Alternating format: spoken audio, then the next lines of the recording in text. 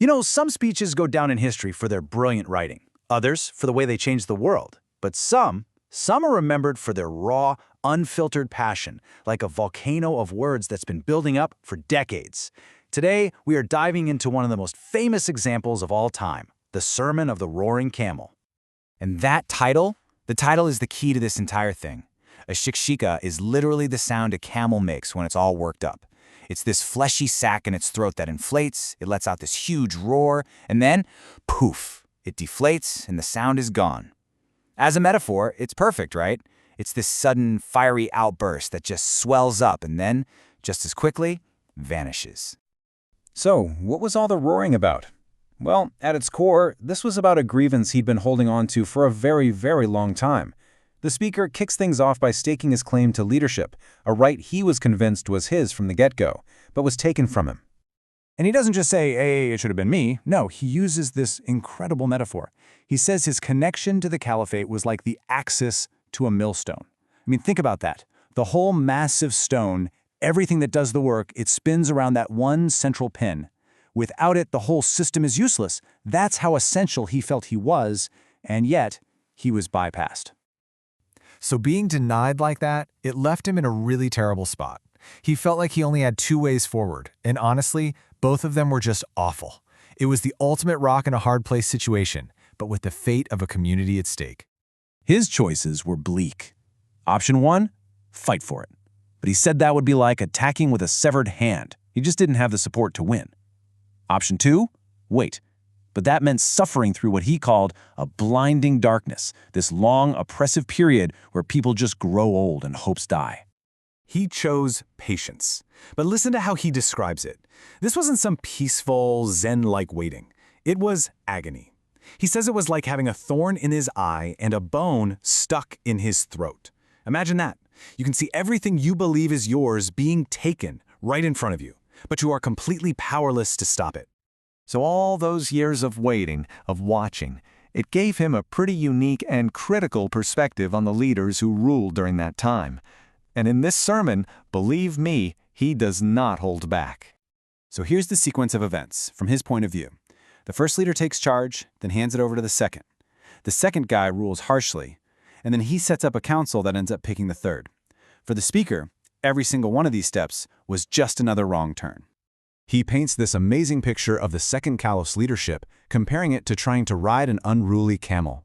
If you pull the reins too hard, you hurt the animal, but if you let them go loose, it throws you right into the dirt. In his eyes, it was this period of constant stumbling and lurching, with no stability at all. Now, when the second ruler was near death, he set up a council of 6 men to pick his successor. And for our speaker, being put in this group, well, that was the ultimate insult. Why? Because in his mind, he was so far beyond the others in qualification that just being compared to them felt like a demotion. And he breaks down the vote as being totally driven by petty human drama, not by what was right. He claims one guy voted against him just out of a personal grudge. Another, he says, was just looking out for his son-in-law. And from his perspective, this whole flawed process is what led to the third caliph taking over. And his criticism of that third caliph is even sharper. He uses his image of a camel just gorging itself on fresh spring grass. It's a brutal metaphor for pure, unchecked greed. He's saying the ruler and his family treated the public treasury like their own private buffet, just consuming everything until their own gluttony brought them down. Okay, so this brings us to a huge turning point. The third caliph falls, and after all those years of painful, silent waiting, the speaker is finally faced with the one thing he couldn't ignore: the absolute, overwhelming demand of the people. The whole situation was just explosive. There was this huge power vacuum, and the public was desperate for a leader they could trust. And according to him, they turned to him not with a polite invitation, but with the force of a tidal wave. I mean, listen to the intensity here. He says the crowd swarmed him like the mane of a hyena, just thick, wild, and completely overwhelming. The crush of people was so intense that his own sons, Hassan and Hussein, were nearly trampled, and his clothes were ripped apart. This wasn't a man seizing power.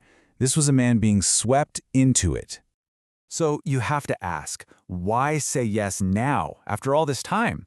He lays his reasoning out very carefully. He says it wasn't about ambition for him. It was about duty. He had the supporters, the argument for his leadership was finally clear, and, most importantly, he felt bound by this divine promise that people with knowledge cannot just stand by while tyrants feast and the oppressed starve. And just to hammer home how reluctant he was, he ends this part with one of the most dismissive lines you'll ever hear. He says, if it weren't for those sacred duties, he would have just thrown the reins of power away. To him, all the worldly power they were begging him to take was worth less than a goat's sneeze. So he's laid out decades of frustration, he's criticized every leader before him, he's justified his own rise to power. The energy in the sermon is at its absolute peak. You're expecting some grand, thundering conclusion, but what happens next is what makes this speech so legendary. The stage is set. He's at the height of his argument, this incredible emotional crescendo. So what on earth could possibly stop this torrent of words? The answer is something completely and totally mundane. A guy from the crowd just stands up and hands him a letter. He pauses his sermon to read it. And just like that, the spell is broken. All that incredible tension he built up just evaporates. One of his followers, Ibn Abbas, begs him, "Please continue from where you left off." And this is his famous reply. He says, "Hush, it was just a shikshakha. It was the roar of a camel that swelled up, and now it's gone." He names the sermon himself, dismisses it, and refuses to say another word about it. And that leaves us with this final, fascinating question. What do you make of that? Was it genuine humility, a sign that the fiery moment had just passed?